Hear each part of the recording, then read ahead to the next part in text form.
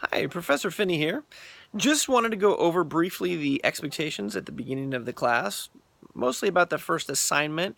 In this class, we're not really going to have a major assignment until we've all met together the first time, but I do want you to come to class having read Will Willimon's book, Proclamation and Theology. That's going to be a foundational book that we start from as we discuss theology as it relates to teaching and preaching the Bible.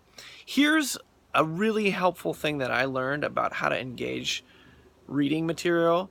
So I offer this to you. This is not a required thing, but this could be a good opportunity. One thing that I found really helpful when I read books is to try to take one page of notes. Just one page, and that way you've always got it as a reference point. So as you read Willimon, I encourage you to take one page of notes. And what I always do is I always try to summarize the argument. One paragraph. What's the key point? What are some of the main supporting points within the book? And then, what are the best quotes in the book? These will come in really handy anytime down the road you want to write a paper about something. We do have a final paper due at the end of each section of the course. So it's really helpful to already have those quotes pulled out that you know you want, instead of waiting 2 months and then being like, what did I read in Willimon? And I got to go mining for a quote.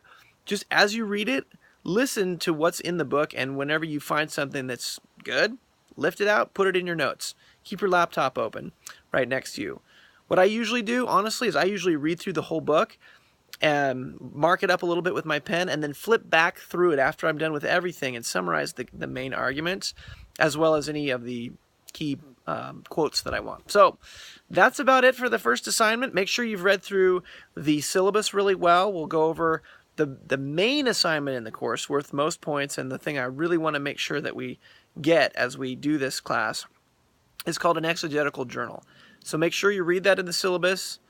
Don't have a heart attack. There's tons and tons of detail there, but that's not to make you do more work. It's to help you be precise in the work that you do. So the main thing about the exegetical journal that I'm trying to help you learn and to grade on and give you feedback on is how well you can analyze the scriptures, but to do it from a point of bringing your heart into it as well.